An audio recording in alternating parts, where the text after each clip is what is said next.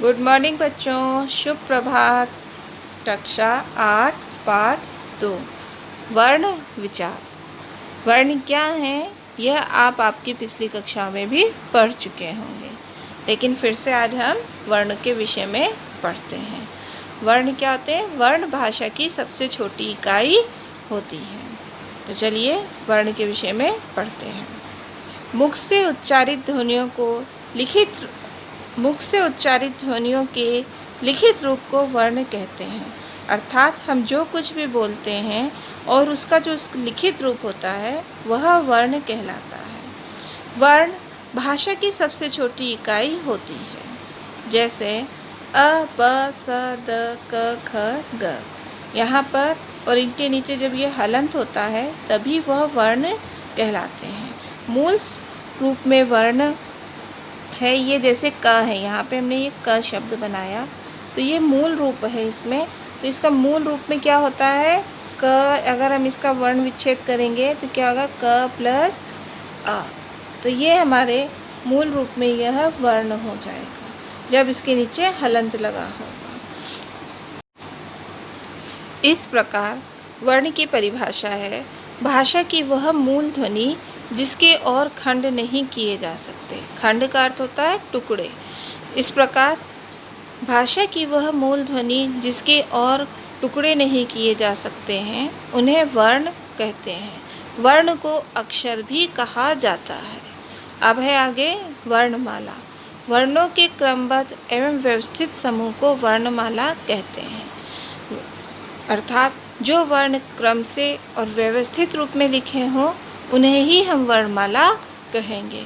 वर्णमाला में 52 वर्ण होते हैं, अ से लेकर ज्ञ तक के वर्ण। अब है वर्ण के भेद। वर्ण के उच्चारण की दृष्टि से वर्ण के 2 भेद होते हैं।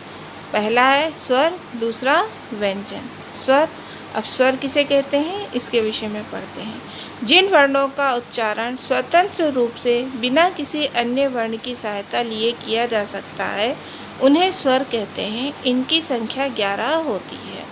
जैसे अ, आ, ई, उ, री, ए, ऐ, ओ, औ आदि ये 11 वर्ण हैं हिंदी वर्णमाला में। ये स्वर कहलाएंगे। अब स्वर के भी इसमें से 3 भेद होते हैं। पहला है हिस् स्वर, दूसरा दीर्घ स्वर, तीसरा प्लुत स्वर।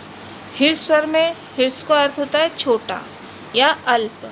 अल्प का अर्थ होता है सबसे कम। इनका उच्चारण में हमें सबसे कम समय लगता है। दीर्घ स्वर में इसकी अपेक्षा हर्ष स्वर की अपेक्षा 2 गुना समय लगता है और प्लुत स्वर में हर्ष की अपेक्षा 3 गुना समय लगता है। चलिए इनकी परिभाषाएं पढ़ते हैं। हिस् स्वर क्या है?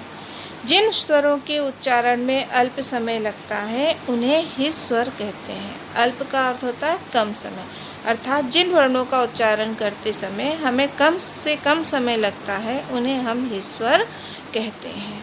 जैसे इनकी संख्या 4 है। जैसे अ, ई, उ, री, अर्थात जो भी छोटे छोटे हैं शब्द वह हिस् स्वर में आ जाएंगे। अब है दीर्घ स्वर। जैसा कि मैंने पहले ही बताया था 2 गुना समय, हिर्स की अपेक्षा 2 गुना समय। जिन स्वरों के उच्चारण में हिर्स स्वर से लगभग 2 गुना समय लगता है उन्हें दीर्घ स्वर कहते हैं। इनकी संख्या 7 है। आ, ई, उ, ए, ऐ, ओ, औ इन सभी में मात्राओं का प्रयोग हुआ है, इसलिए ये दुगुने हो गए हैं। और अब है प्लुत स्वर। जिन स्वरों के उच्चारण में हिर्स स्वर से लगभग 3 गुना समय लगता है उन्हें प्लुत स्वर कहते हैं। इन स्वर का चिन्ह एस, इसका अर्थ होता है 3। इन स्वरों का प्रयोग प्राय किसी को पुकारने के लिए किया जाता है।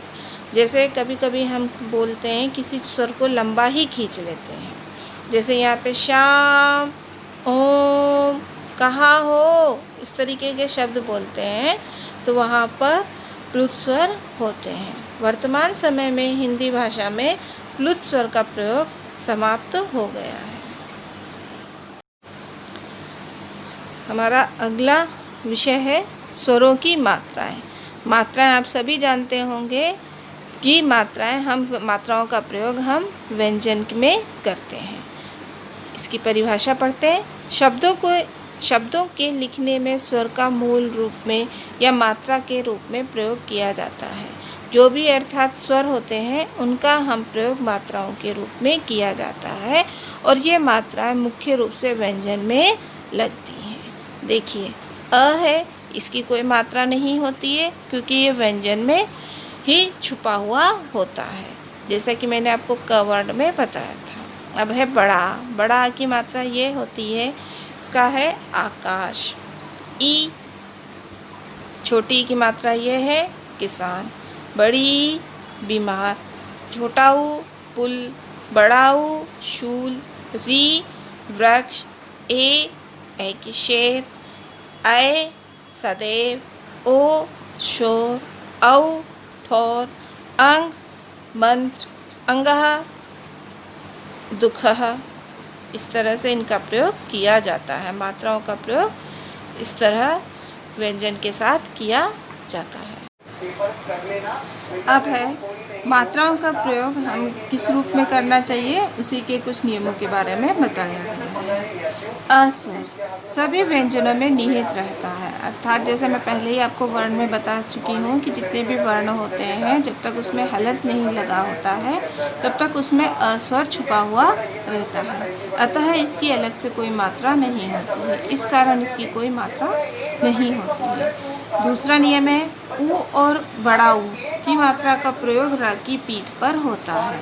जैसे कई मात्राएं किसी के इधर से लगती है, कोई इधर से लगती है, कोई इधर से लगती है, कोई इधर से, लेकिन जो र होता है इसकी पीठ पे यानी इसके बीच में इस मात्रा का प्रयोग किया जाता है। री का उच्चारण स्वयं ही र जैसा होता है और जो री वर्ण है इसका उच्चारण र की तरह होता है, अतः र के साथ इस मात्रा का परंतु र के साथ इस मात्रा का प्रयोग नहीं किया जा सकता है क्योंकि इसका उच्चारण र की तरह होता है। श का री के साथ प्रयोग करने पे संयुक्त व्यंजन श्र की रचना होती है और जब हम श और री दोनों का एक साथ प्रयोग करते हैं तो यह इससे श्र एक संयुक्त व्यंजन है, इसका निर्माण होता है या रचना होती है। अब है व्यंजन। अभी तक हम स्वर के विषय में पढ़ रहे थे, अब हम व्यंजन के विषय में पढ़ेंगे। जिन वर्णों के उच्चारण में मुंह की वायु कंठ से निकल कर आती है उन्हें व्यंजन कहते हैं, या फिर जिन वर्णों का उच्चारण स्वरों की सहायता से किया जाता है उन्हें व्यंजन कहते हैं। मुख्य रूप से अधिकतर हम इसी परिभाषा का प्रयोग करते हैं। व्यंजन के भी 3 भेद होते हैं। पहला है स्पर्श व्यंजन, दूसरा अंतःस्थ व्यंजन, तीसरा ऊष्म व्यंजन। स्पर्श व्यंजन, स्पर्श का खुद ही जैसा कि नाम से ही पता चल रहा है कि जिन व्यंजनों का उच्चारण करते समय वायु उच्चारण स्थान कंठ, ओष्ठ, तालु, मूर्धा, दांत, ओष्ठ आदि को स्पर्श करते हुए निकलती है उनको हम स्पर्श व्यंजन कहते हैं। अर्थात जिन वर्णों का उच्चारण करते समय वायु मुख के विभिन्न भागों को छूते हुए निकलती है उनको हम स्पर्श व्यंजन कहते हैं। स्पर्श व्यंजन को 5 भागों में बांटा गया है। प्रत्येक वर्ग में 5 वर्ण होते हैं। जो स्पर्श व्यंजन होते हैं इनको 5 भागों में बांटा गया है और प्रत्येक वर्ग में 5 वर्ण होते हैं। जैसे देखिए क ख ग घ ड़, तो इसका जो पहला अक्षर होता है उस वर्ण से इसकी पहचान की जाती है। पहला वर्ण है क, तो इसको लिख दिएगा क वर्ग। पहला वर्ण च है तो च वर्ग, ट वर्ग, त वर्ग, प वर्ग, और सभी में 5 वर्ण दिए गए हैं। और प्रत्येक वर्ग का अंतिम वर्ण पंचम वर्ण कहलाता है और जो अंतिम वर्ण होते हैं जैसे ण, य, ण, न, म आदि ये पंचम वर्ण कहलाएंगे। इनकी संख्या 25 होती है। दूसरा है अंतःस्थ व्यंजन। जिन वर्णों के उच्चारण करते समय जीवा मुख के किसी भी भाग को पूरी तरह स्पर्श नहीं करती है तथा जिनका उच्चारण पारंपरिक वर्णमाला के स्वर और व्यंजनों के बीच स्थित हो अंतःस्थ व्यंजन कहलाते हैं। इनकी संख्या 4 है। य, र, ल, व। अंतःस्थ शब्द का अर्थ होता है बीच में, अर्थात जो वर्ण पूरी तरीके से न तो स्वर हो और न ही व्यंजन हो उनको अंतःस्थ व्यंजन कहते हैं। अब है ऊष्म व्यंजन। जिन वर्णों के उच्चारण में वायु मुख के विभिन्न भागों को रगड़ खाती हुई ऊष्मा अर्थात गर्म होकर निकलती है ऊष्म व्यंजन कहलाते हैं। इनकी संख्या भी 4 है। अर्थात जिन वर्णों का उच्चारण करते समय वायु मुख के विभिन्न भागों से रगड़ खाती हुई ऊष्मा के साथ बाहर निकलती है उनको ऊष्म व्यंजन कहते हैं, यानी गर्म होकर निकलती है। इनकी संख्या भी 4 है, श, स, ह। उच्चारण के आधार पर व्यंजनों के भेद, अर्थात उच्चारण यानी बोलने के अनुसार व्यंजन के कितने भेद हैं। तो बोलने के आधार पर व्यंजन के 2 भेद हैं। पहला है अल्प प्राण, दूसरा है महाप्राण। अल्प का अर्थ होता है थोड़ा और महा का अर्थ होता है बड़ा। तो अल्प प्राण को हम पहले पढ़ते हैं। जिन व्यंजनों के उच्चारण में कम प्रयत्न करना पड़े और कम समय लगता है उन्हें अल्प प्राण व्यंजन कहते हैं। अर्थात जिन वर्णों को बोलते समय हमें कम मेहनत करनी पड़े और कम से कम समय लगता है उनको हम अल्प प्राण व्यंजन कहेंगे। जैसे क, ग, ड़, अर्थात वर्णमाला के पहला, तीसरा और 5वां वर्ण अल्प प्राण व्यंजन कहलाता है। जैसे क, ग, ड़, च, ज, य, ट, ठ, ण, ण, त, द, न, प, ब, म और य, र, ल, व भी अल्प प्राण में आते हैं। अर्थात अंतःस्थ व्यंजन भी अल्प प्राण व्यंजन में आते हैं। ख है महाप्राण। जैसा कि मैंने नाम से बताया, पता चल रहा है महा यानी बड़ा। जिन व्यंजनों के उच्चारण में अल्प प्राण व्यंजनों की तुलना में अधिक प्रयत्न करना पड़ता है और अधिक समय लगता है उन्हें महाप्राण व्यंजन कहते हैं। जैसे कि जिनको बोलने में हमें अधिक परिश्रम करना पड़ता है या अधिक समय लगता है उन्हें महाप्राण व्यंजन कहते हैं। यह वर्णमाला के दूसरा और चौथा वर्ण होता है। अल्प प्राण में तो पहला, तीसरा और 5वां होता है। इसके बाद जो वर्ण बच गए यानी दूसरा और चौथा वह महाप्राण के व्यंजन में आ जाएगा। जैसे ख, ग, छ, झ, ठ, ढ, ढ, ण, थ, ध, फ, भ और जितने भी ऊष्म व्यंजन हैं यह सब महाप्राण में आ जाते हैं। अब है वर्णों का उच्चारण स्थान, अर्थात कौन सा वर्ण का उच्चारण मुख के किस भाग से किया जाता है उसके विषय में हम यहाँ पर बात करेंगे।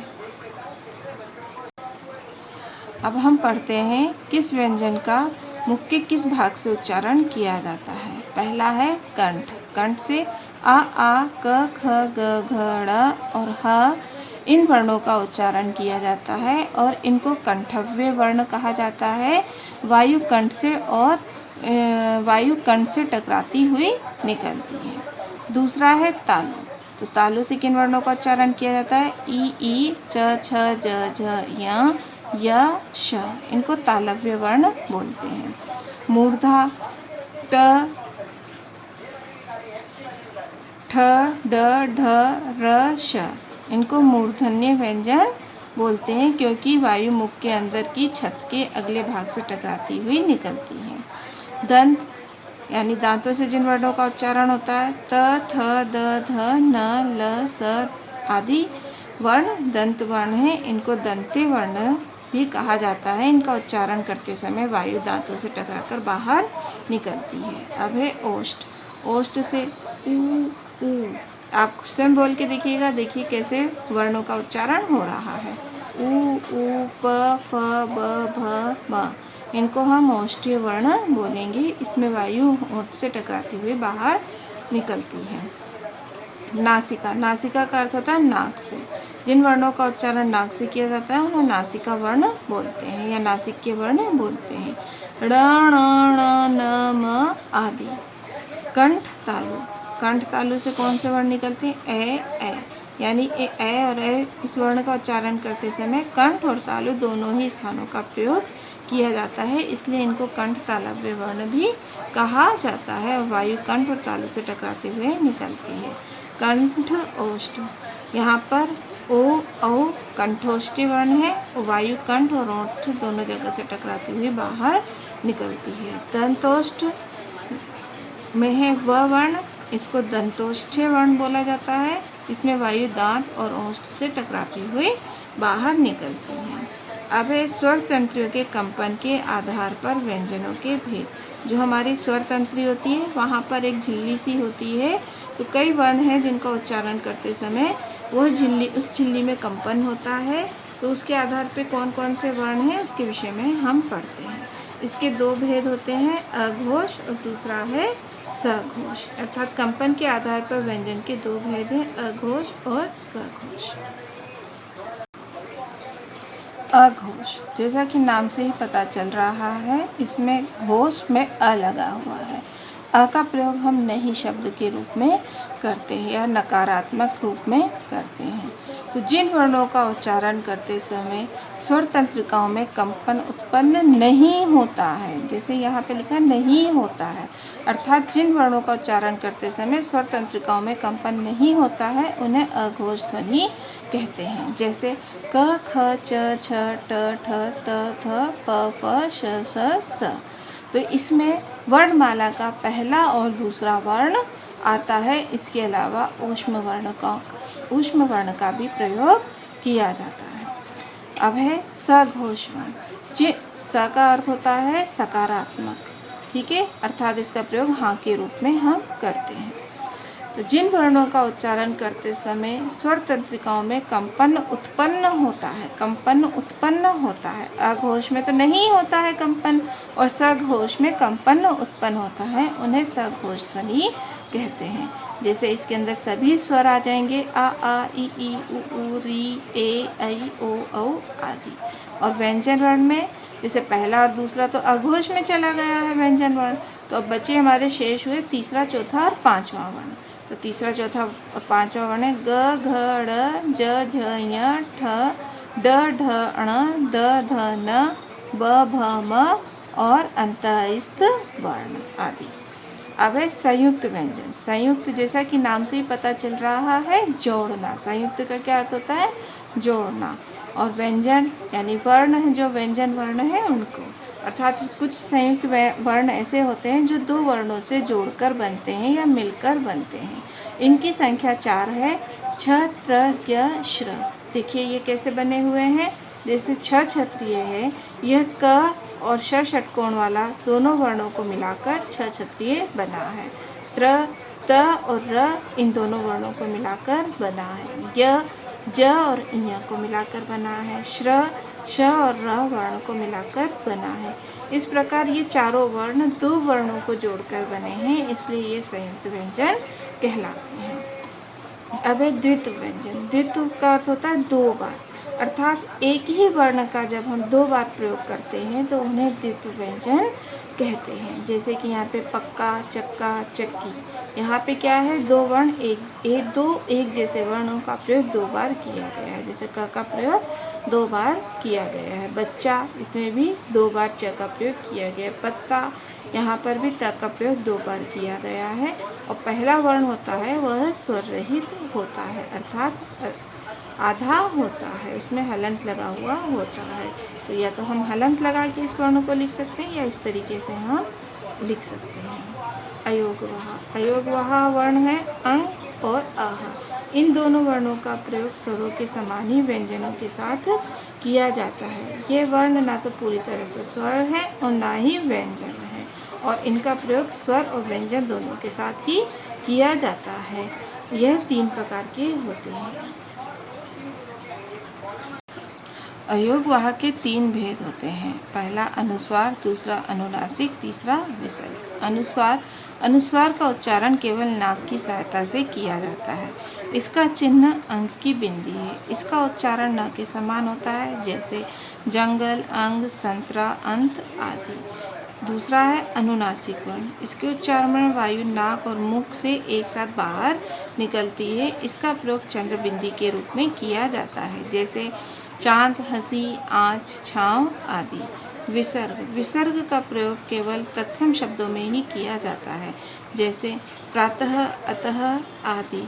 तत्सम शब्द कौन से होते हैं? और तत्सम शब्द जो संस्कृत के मूल रूप हिंदी में संस्कृत के रूप में ही प्रयोग किए जा रहे हैं, वहाँ पर इन शब्दों का प्रयोग किया जाता है। इसका उच्चारण ह के समान होता है। अब है प्रयत्न के आधार पर व्यंजनों के भेद। यहाँ प्रयत्न का अर्थ है उच्चारण के लिए मुख के अंदर से किया गया प्रयास। तो इसके 8 भेद होते हैं। यानी हम जब भी किसी वर्ण को बोलने का प्रयास करते हैं तो उसके लिए हम जो आंतरिक रूप से प्रयास करते हैं अपनी ध्वनियों को निकालने के लिए, तो वह प्रयत्न कहलाता है।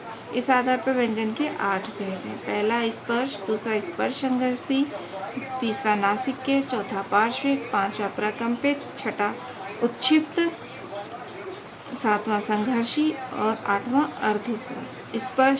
स्पर्श का मैं पहले ही बता चुकी हूँ कि जो वर्ण मुख के विभिन्न भागों को स्पर्श करते हुए बाहर निकलते हैं उन्हें स्पर्श व्यंजन कहते हैं। क से लेकर म तक ये वर्ण होते हैं, इनकी संख्या 25 है। स्पर्श संघर्षी यानी जो स्पर्श करते हुए भी लेकिन संघर्ष के साथ या ऊष्मा को बाहर तेजी से निकालते हुए मुख से निकलते हैं। इन व्यंजनों के उच्चारण में जिह्वा के अग्रभाग और तालु के मध्य स्पर्श और संघर्ष होता है, जैसे च, छ, ज, झ आदि। नासिक्य का अर्थ होता है नाक, अर्थात जिन वर्णों का उच्चारण करते समय वायु नाक के द्वारा बाहर निकलती है उन्हें हम नासिक्य वर्ण कहते हैं। म, न, ण, य आदि, अर्थात ये पंचम वर्ण जो भी होते हैं उनको हम नासिक्य वर्ण कहते हैं। पार्श्विक का अर्थ होता है बगल से, अर्थात जिन वर्णों का उच्चारण करते हुए वायु मुख के बगल से निकलती है, अर्थात जो जीवा होती है वो मसूड़े को ऊपर की ओर छू लेती है और जो बगल का भाग होता है वो खुला हुआ रहता है और उस खुले हुए भाग से वायु बाहर की ओर निकल जाती है, वो पार्श्विक वर्ण कहलाते हैं। इसका केवल एक ही वर्ण है, वो है ल। अब है प्रकंपित वर्ण या व्यंजन। जिन वर्णों का उच्चारण करते समय उच्चारण स्थल पर 2 या 3 बार कंपन होता है उन्हें प्रकंपित वर्ण कहते हैं। नाम से ही पता चल रहा है कंपन, तो इसमें केवल र ही वर्ण प्रकंपित वर्ण कहलाता है। उच्छिप्त का अर्थ होता है फेंका हुआ या गिराया हुआ। इन व्यंजनों के उच्चारण के समय जीवा के अग्रभाग को तालु से सटाकर झटके के साथ नीचे गिराया जाता है। यह है ड और ढ। तो यानी जब भी हम बोलेंगे तो क्या होता है, जीवा एकदम से मुख के ऊपर की ओर लगती है और तुरंत झटके के साथ ये वर्ण निकलते हैं। संघर्षी जो वर्ण संघर्ष के साथ बाहर निकलते हैं। फ, ज, श, स, ख, ग, ह आदि। अर्धस्वर जो वर्ण पूरी तरीके से ना तो स्वर है और ना ही व्यंजन है उन्हें हम अर्धस्वर कहते हैं। ये हैं य और व। इस तरह से हमारा पाठ समाप्त होता है। इसको एक बार आप भी पढ़कर समझने की कोशिश कीजिए।